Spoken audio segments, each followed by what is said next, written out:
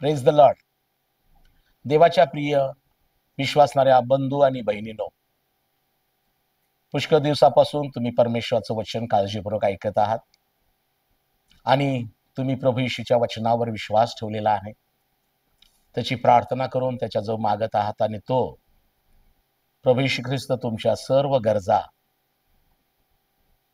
तो पूर्ण करत आहे. माझा विश्वास आहे की या दिवसामध्ये देव आत्म्याच्या द्वारे तुम्हाला गोड गोष्टी प्रगट करत आहे.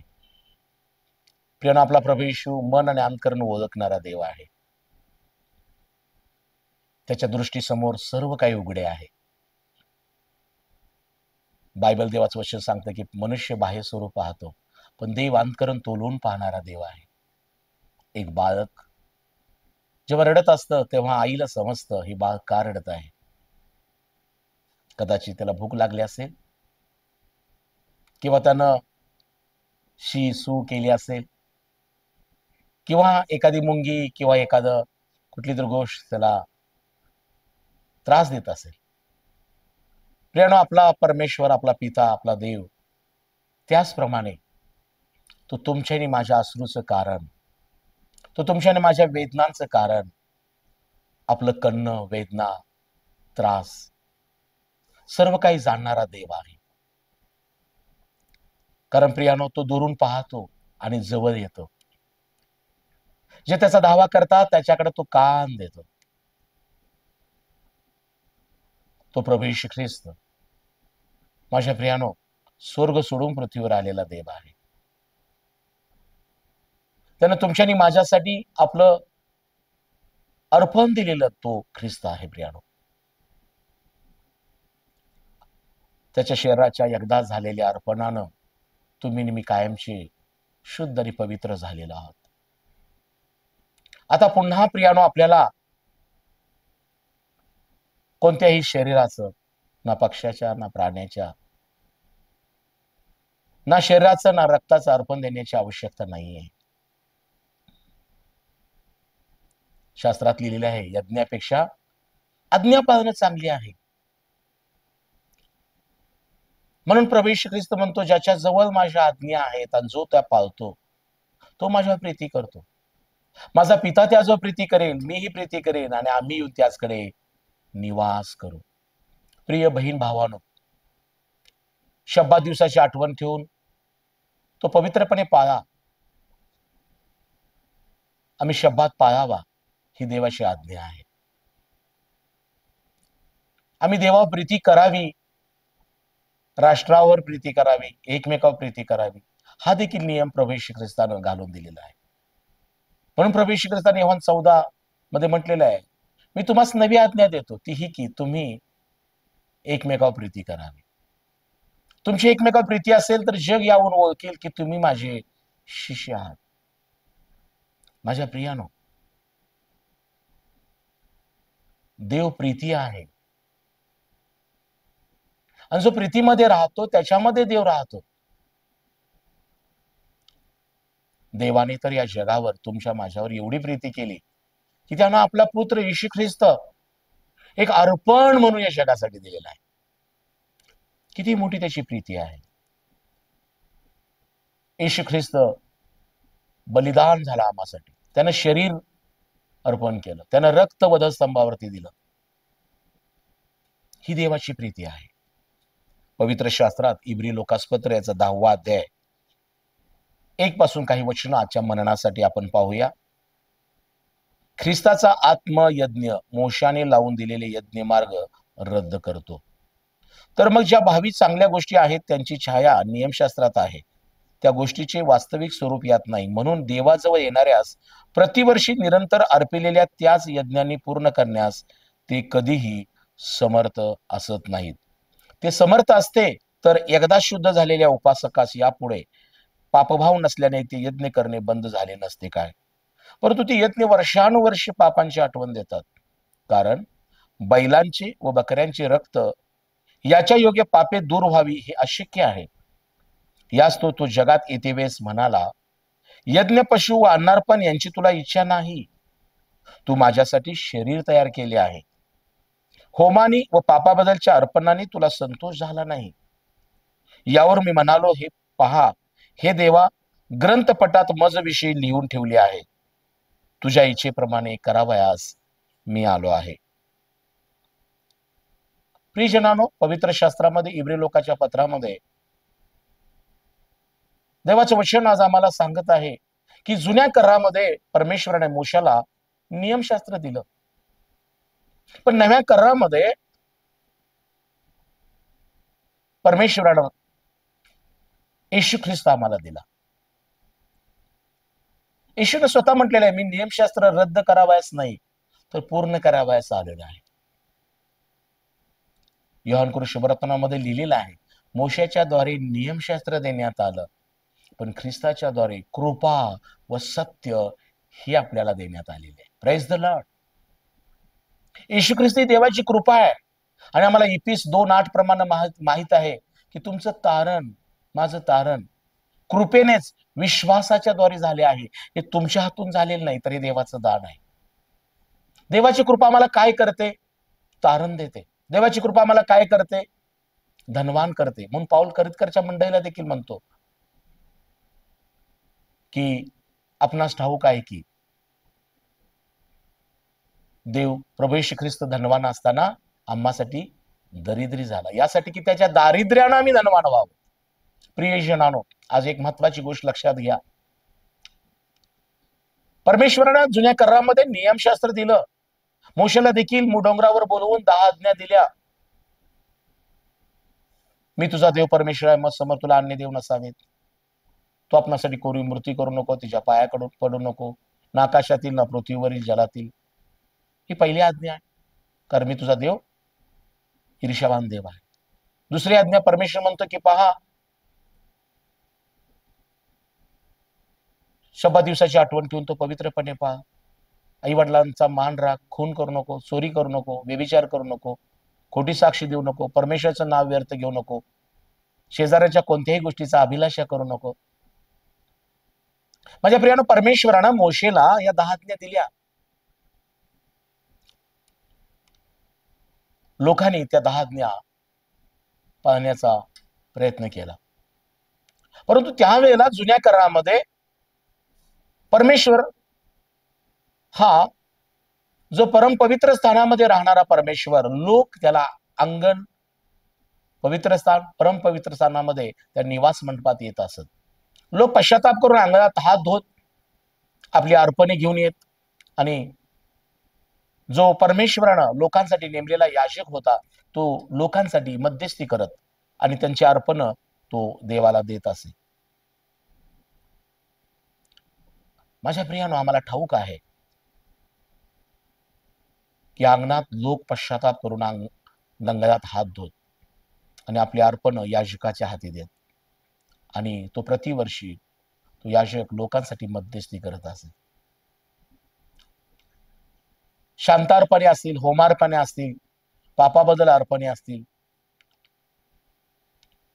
पशु पक्षी प्राण्यांचं अर्पण त्या ठिकाणी दिलं जायचं. पण आपल्याला ठाऊक आहे, याजक हा मनुष्यातून घेतलेला असायचा, आणि मरणामुळं तो याजक मरणात अडकायचा. म्हणून परमेश्वरने एक योजना आखली, युगानुयुगाचा याजक असा प्रभू येशू ख्रिस्त हा आम्हासाठी कायमचा याजक असा नव्या करारामध्ये आम्हाला येशू ख्रिस्त हा याजक म्हणून परमेश्वरानं दिलेला आहे. आणि हा याजक कसा आहे? तो प्रियानो, तुमची नि माझी अर्पणे नाही, तर तुमचं नि माझं पाप, तुमचं नि माझं शाप, तुमचे नि माझी व्याधी, तुमचे नि माझे सर्व प्रकारच्या दुःखांची कारण त्यानं स्वतःवरती घेतलं.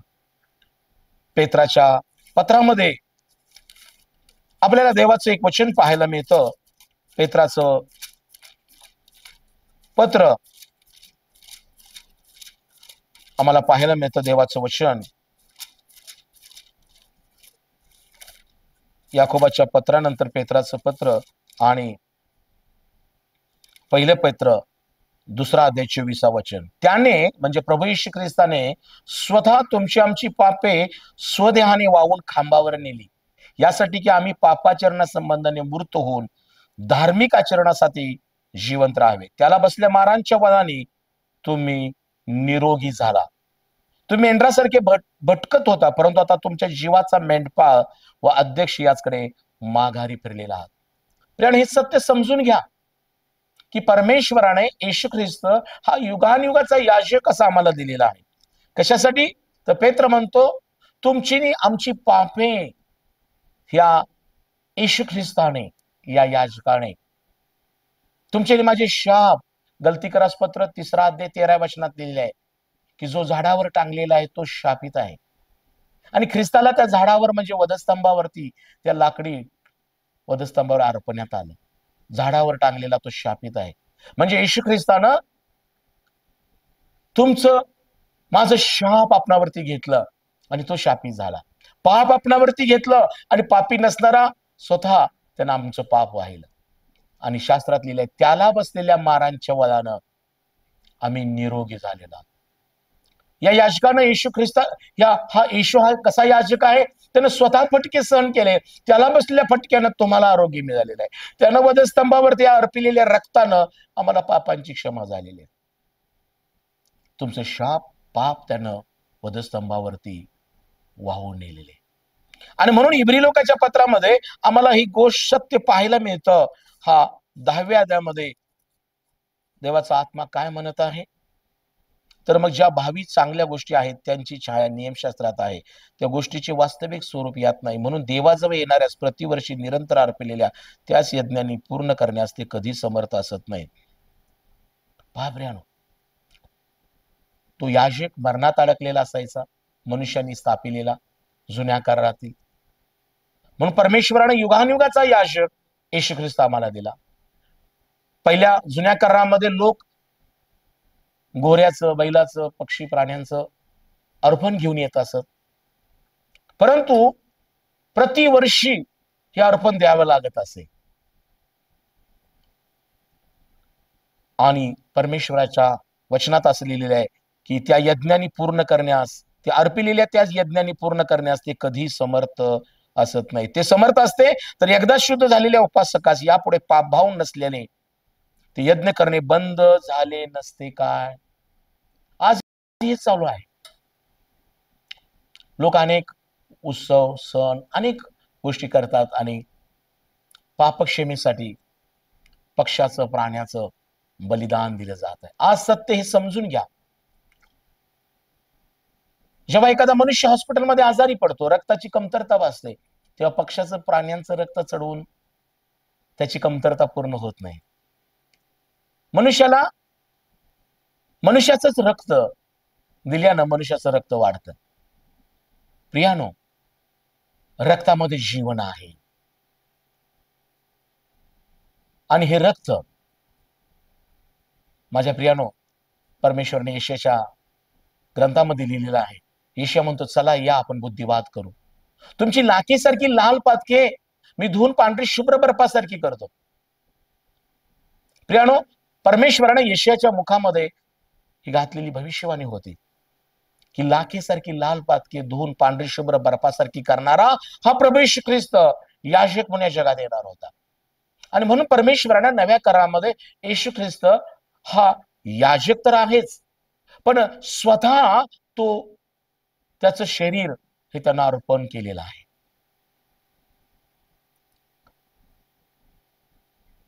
कारण 4थं वचन इब्री 10:4, कारण बैलांचे व बकऱ्यांचे रक्त याच्या योगे पापे दूर व्हावे हा शक्य आहे. याच तो जगात येते वेळेस म्हणाला, यज्ञ, पशु व अन्नार्पण यांची तुला इच्छा नाही, तू माझ्यासाठी शरीर तयार केले आहे. होमानी व पापाबद्दलच्या अर्पणाने तुला संतोष झाला नाही. यावरून मी म्हणालो, पहा, हे देवा, ग्रंथपटात मजविषयी लिहून ठेवले आहे, तुझ्या इच्छेप्रमाणे करावयासाठी मी आलो आहे. Praise the Lord. परमेश्वराने अब्रामाला जेव्हा निसंतान पाहिलं, तेव्हा परमेश्वराने अब्रामाला अभिवचन दिलं, तू आपला देश, गणगोत्र सोडून मी सांगतोय त्या देशात जा. तिथं तुला तुझी पत्नी सारा हीचपासून आकाशातल्या तारे आहेत की वाळूच्या कणा आहेत की मी संतती देईन. तुझं मी अभिष्ट करेन, तुझा मी वंश वाढवेन. अब्रामानं परमेश्वराची आज्ञा पाळली. तो आपली पत्नी सारा, आपला बाप सारा स्वतः आणि अब्राम, लोट हा पुतण्या आणि तेरह हा बाप यांना घेऊन तो परमेश्वर सांगितलेल्या देशामध्ये गेला. परमेश्वराचं अभिवचन त्याच्या जीवनात पूर्ण करण्यास परमेश्वर समर्थ होता, परंतु अब्रामाने तडजोड केली. सारेपासून पुत्र होत संतान होत नाही असं त्याला वाटलं आणि मग सारेनच तडजोड करण्यास त्याला भाग पाडलं आणि तिची दाशी हगार हिच्यापासून त्याला इश्माईल झाला. प्रियानो, जीवनामध्ये जेव्हा मनुष्य तडजोड करतो त्यानंतर त्याला त्याचे परिणाम भोगावे लागतात. अब्रामाने तडजोड केली आणि यामुळे इश्माईल जन्मास आला. परंतु परमेश्वर अभिवचन विसरला नव्हता की तुझी संतती मी आकाशातल्या तारे की वाळूच्या कणा इतकी करेन. परमेश्वरानं अब्रामाला दिलेलं वचन पूर्ण केलं. सारेपासून त्याला इसाक झाला. अब्रामाला सारेला आनंद झाला. हा वचनपुत्र होता. परंतु परमेश्वरानं जेव्हा त्याला आशीर्वादित केलं, त्याला पुत्र संतान देऊन तृप्त केलं, परमेश्वर अब्रामाला पुन्हा तपासू इच्छित होता की आता परमेश्वर त्याला पाहत होता तुझी माझ्यावर किती प्रीती आहे. आणि परमेश्वर अब्राला म्हटलं तुला दिलेला पुत्र तू यज्ञवेदीवर अर्पण कर. अब्रामाने देखील वेळ न करता गाढव घेतलं, लाकडे घेतली, विस्तव घेतला, सुरा घेतला आणि तो डोंगरावरती गेलेला आहे. त्याचं मूल इसाक त्याला विचारतो, बाबा सुरा आहे, लाकडे आहेत, अर्पण कुठे आहे? पहा प्रियानो, बापाच्या हृदयाला किती वेदना झाल्या असतील, परंतु हसत तो आत्म्याच्या प्रेरणेने त्याला उत्तर देतो इसाकाला, अब्राम, की देव पाहून देईल. माझ्या प्रियानो, अब्रामानं दिलेलं हे उत्तर इसाकाने स्वीकारलं की पाहून देणारा परमेश्वर. परंतु ज्या वेळेला योग्य ठिकाणी तो पोहोचलेला आहे, तात्काळ त्यानं आपल्या पुत्राला तिथं बांधलेला आहे, यज्ञवेदीवर अर्पिलेला आहे. अब्रामाची ही देवावरील प्रीती होती. अब्रामाचा हा देवावरील विश्वास होता. अब्रामा ठाऊक होतं ज्या परमेश्वरानं मला इसाक दिलेला आहे याच्याद्वारे देव माझी संतती आकाशातल्या तारे इतकी वाळूच्या कणा इतकी वाढवणार आहे. म्हणून त्यानं सुरा उगारला. आपल्या पुत्राचं अर्पण करायला देखील त्यानं मागं पिढं बघितलं नाही.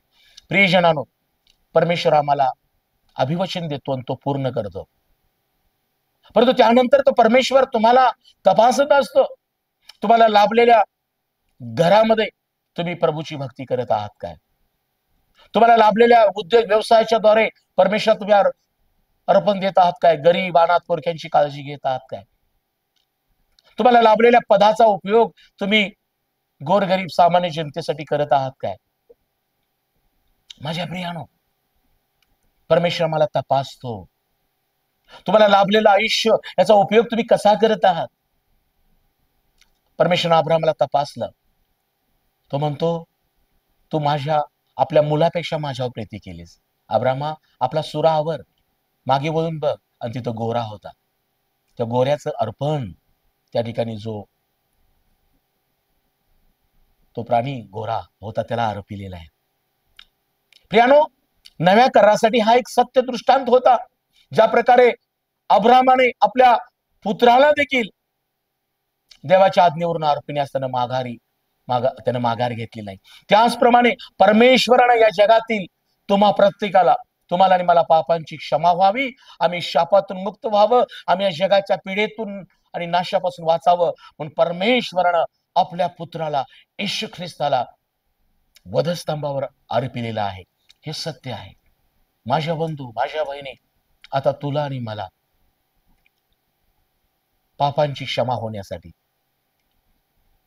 व्याधीमुक्त शापमुक्त होण्यासाठी पक्ष्याचं, प्राण्याचं रक्त, बायबल सांगतं बैलांचं व बकऱ्यांचं रक्त अर्पण्याची आवश्यकता नाही. कारण शास्त्र सांगतं, ग्रंथपटात माझ्याविषयी लिहून ठेवले आहे, तुझ्या इच्छेप्रमाणे करावयासाठी मी आलो आहे. Praise the Lord. येशू ख्रिस्तानं हे आपलं पाचारण ओळखलं होतं, म्हणून तो म्हणतो मी सेवा करून घ्यावयास नाही तर सेवा करावयास आलेलो आहे. पहा, प्रभू येशू ख्रिस्ताची सेवा काय आहे. त्यानं आदल्या रात्री शिष्यांचं पाय धुतलंय आणि तो म्हणतो मी सेवा करून घ्यावयास नाही, सेवा करावयास आणि बहुतांच्या खंडणीसाठी आपला प्राण द्यावयास आलेला आहे. प्रियानो, येशू ख्रिस्त युगानुयुगाचा याजक आहे. येशू ख्रिस्त हा देवाचा कोकरा आहे. बाप्तिस्मा करणाऱ्या योहानाने देखील येशू ख्रिस्ताला आपल्याकडे चालताना येताना पाहून म्हटले आपल्या शिष्यास, हा पहा जगाचं पाप हरण करणारा देवाचा कोकरा. देवाच्या आत्म्यानं योहानाला हे सुचवलं होतं.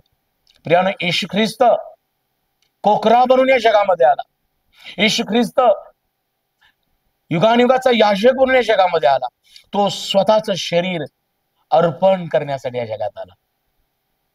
शास्त्र सांगतं त्याला बसलेल्या मारांच्या वादानं मनुष्याला आरोग्य आहे. त्यानं वधस्तंभावर अर्पिलेल्या रक्तानं पापांची क्षमा आहे. त्याला काट्यांचा मुकुट घालण्यात आला, कुशीत भाला बोसकला, हातापायात खेळ ठोकण्यात आले, हाल हाल केलं, दाढी ओढली, आंब पाजला, फटके मारले. माझ्या प्रियाने येशू ख्रिस्तानं जे सहन केलेलं आहे त्या अगोदरच यशाच्या पुस्तकात लिहून ठेवलं होतं. खरे पाहिले असता तो आमच्यासाठी घायाळ झाला. आम्हाला होणारी शिक्षा त्याने भोगली. तुम्हाला शांती मिळावी अशी शिक्षा त्यानं भोगलेली आहे. तुम्हाला आणि मला आरोग्य मिळावं असं फटके त्यानं सहन केलेलं आहे. विसरू नका, ही कथा नाही, हे सत्य आहे की परमेश्वरानं आपला पुत्र जगासाठी दिलेला युगानुगाचा याजक आहे. परमेश्वरानं येशू ख्रिस्त हा आपला दिलेला पुत्र एक अर्पण आहे.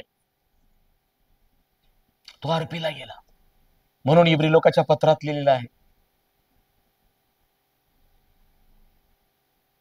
की आता आम्हाला पुन्हा यज्ञ,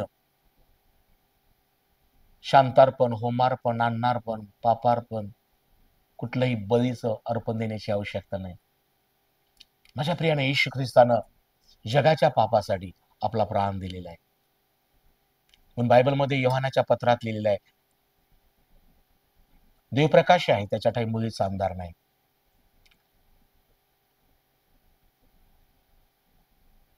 जसा तो प्रकाशात आहे, आम्ही जर प्रकाशात चालू तर त्याचा पुत्र प्रभू येशू ख्रिस्त याचं रक्त आम्हाला सर्व पापापासून शुद्ध करतं. आज तुमची जबाबदारी आपली ही आहे की येशू देवाचा पुत्र आहे, युगानुगाचा याजक आहे, तो प्रकाश बनून या जगात आलेला आहे. आणि जर आज अंधार, आजार, अंधश्रद्धा, अज्ञान यामुळे जर तुम्ही नाश पावत असाल, अशुद्ध गोष्टी, अमंगल गोष्टी, आज एकच पर्याय आहे की येशू ख्रिस्ताला म्हणा, येशू तुझ्या रक्तानं मला धूर शुद्ध कर, तुझ्या कृपेनं माझं तारण कर, तुला बसल्या मारांच्या वयानं मला आरोग्य दे. येशू अंधारातून मला काढून तुझ्या प्रकाशात घे, आजारातून काढून मला येशू तो आरोग्य दे. माझ्या प्रियानो, बायबल सांगतो जो आपलं पाप पदरी घेतो, जो स्वतःची पापे पदरी घेतो त्याला देव क्षमा करतो. परंतु जो पाप कबूल करतच नाही आणि सोडत नाही त्याचा दंड रद्द होत नाही.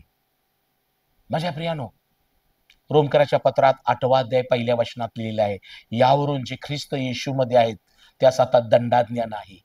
कारण जो जीवनी आत्म्याचा नियम त्याने, पाऊल म्हणतो, मला ख्रिस्त येशूमध्ये पाप आणि मरण यांच्या नियमापासून मुक्त केलेले आहे. आदामाच्या द्वारे आदामानं देवाची आज्ञा मोडली, फळ नको म्हणून सांगितलेलं ते खाल्लं. आज्ञा पाळण्यानं आशीर्वाद मिळतो, आज्ञा मोडल्यानं दंड आहे. आज मुलांनो, तुम्ही कोणत्या गोष्टीत अडकलेला आहात? वडीलधाऱ्यांचा ऐका, आई वडिलांच्या ऐका, देवाच्या सेवकाचा ऐका. जे सामाजिक काम करणारे वडीलधारी आहेत, पुढारी आहेत, चांगले सत्कर्म करणारे लोकांच्या अधीन राहा. आदामानं देवाचं ऐकलं नाही आणि त्यानं फळ खाल्लं, सैतानाचं ऐकलं आणि त्याचं पतन झालं आणि मरण त्याच्या जीवनामध्ये आलं. म्हणून परमेश्वरानं या आदामाच्या द्वारे, कारण आदाम पहिला मनुष्य हा मातीपासून आहे आणि पहिल्या मनुष्यानं पाप केलं आणि पापाचं वेतन मरण या जगात आलं. म्हणून रोमकराच्या पत्रात लिहिले, पापाचं वेतन मरण आहे, पण देवाचं कृपादान प्रभू येशू ख्रिस्तामध्ये सार्वकालिक जीवन आहे. आज तुम्हाकडं देवाचं वचन येत आहे की प्रभू येशू ख्रिस्त दंड दूर करण्यासाठी आलेला देव आहे. पापाचं वेतन रद्द करावयास आलेला देव आहे. पापाचं वेतन मरण आहे. आदामामध्ये आम्ही पाप केलं म्हणून आम्ही मरण आणि दंड आणि नरक आणि नाशाकडे जाणार होतो. पण आनंदाची बातमी ही आहे की दुसरा पुत्र प्रभू येशू ख्रिस्त हा स्वर्गापासून आलेला आहे. मरीच्या पोटी शब्दाने त्याची गर्भधारणा झाली. तो पवित्र आहे, तो निर्दोष आहे. स्त्री आणि पुरुषाच्या इच्छेने त्याचा जन्म झालेला नाही. म्हणून तो म्हणतो, ग्रंथपटात माझा विषय लिहून ठेवले आहे, तुझ्या इच्छेप्रमाणे करावयास मी आलो आहे.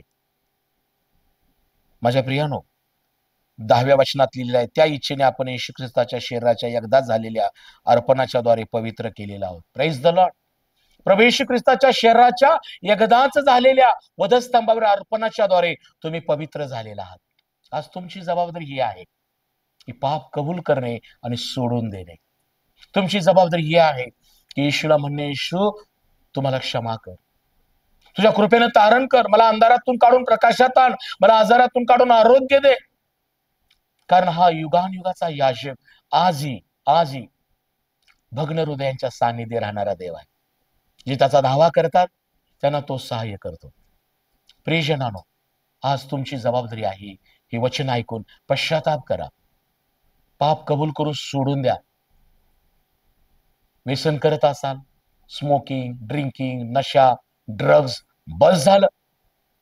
तुमच्या शरीराला ते व्याधी उत्पन्न करतात आणि हा व्याधी मरणाकडे नेतो. परस्त्रीच्या नादानं मलिन होऊ नका. व्यभिचारानं आजार उत्पन्न होतं. शरीरा संबंधाने जे काही व्याधी आहेत ते व्यसनानं आणि व्यभिचारानं लागलेले असतात. आणि म्हणून आज आनंदाची बातमी ही आहे की हा संदेश परमेश्वर तुम्हाला पाठवलेला आहे की पश्चाताप तुम्ही करावा. आता तुम्हाला पापाला घाबरण्याची गरज नाही, शापाला घाबरण्याची गरज नाही. आता तुम्हाला अर्पण देण्याची गरज नाही. येशू ख्रिस्तानं तुमचा आणि माझा दंड आपणावरती घेतलेला आहे. येशू ख्रिस्तानं तुमचं आणि माझं पाप आपणावरती घेतलंय. येशू ख्रिस्तानं तुमचे आणि माझे शाप स्वतःवरती घेतलेले आहेत. त्याला बसल्या मारांच्या वेळानं तुम्हाला आरोग्य आहे. त्याचे रक्त तुम्हाला पापांची क्षमा करतं. म्हणून हा प्रभू येशू ख्रिस्त तो मारला, पुरला आणि तिसऱ्या दिवशी पुन्हा उठलेला तो युगानुयुगाचा याजक आहे. आज त्याच्या नामावर विश्वास ठेवा, पश्चाताप करा आणि त्याला म्हणा, येशू तुझ्या रक्तानं मला धुवून शुद्ध कर, तुझ्या कृपेनं मला तारण दे. आता प्रियानं पुन्हा यज्ञ पशु अर्पणे देण्याची आपल्याला गरज नाही. देवबाप करो, त्या प्रभू येशू ख्रिस्ताची कृपा तुम्हाला तारण देऊ, त्याचं रक्त तुम्हाला पापांची क्षमा करो आणि तो येशू ख्रिस्त तुमचा दंड दूर करून तुम्हाला सार्वकालिक जीवनासाठी तयार करो. देवबाप तुम्हाला आशीर्वादित करो. या आपण प्रार्थना करूया.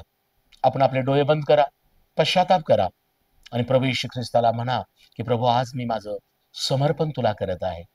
मी पुन्हा हे पाप करणार नाही, हे व्यसन करणार नाही आणि मी अंधाराच्या आणि अशुद्ध अमंगल गोष्टीमध्ये राहणार नाही असा निर्णय घ्या. या आपण नम्रपणे डोळे बंद करून प्रार्थना करूया. परम थोर परमेश्वरा, स्वर्गीय पित्या,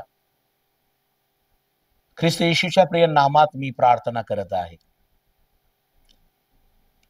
परमेश्वरा, आज तुझी पवित्र वचन शास्त्रातून या प्रियजनांसाठी तू प्रगट केलेली आहेस. योहान 8:32 मध्ये लिहिलंय, सत्य तुम्हाला समजेल आणि सत्य तुम्हाला स्वतंत्र करील. हे स्वर्गीय देवा, सत्य हे आहे की तू जगावर प्रीती केलीस आणि परमेश्वरा या जगासाठी तू आपला पुत्र युगानुयुगाचा याजक असा दिलेला आहेस. सत्य हा आहे की येशू तू या जगामध्ये कोकरा असा आलेला आहेस. तू आपलं अर्पण बलिदान दिलेलं आहेस. राजा येशू, इब्री 10:10 प्रमाणे मी कबूल करतो, तुझ्या शरीराच्या एकदाच झालेल्या अर्पणानं आम्ही कायमचे पवित्र झालेलो आहोत. हे प्रभू येशू, मी प्रार्थना करतो, हा संदेश ज्यांनी ऐकला आहे, पश्चाताप केला आहे, त्यांना येशू तू क्षमा कर. व्यसनातून येशूच्या नावात ते मुक्त होऊ दे. व्याधी येशूच्या नावात निघून जा.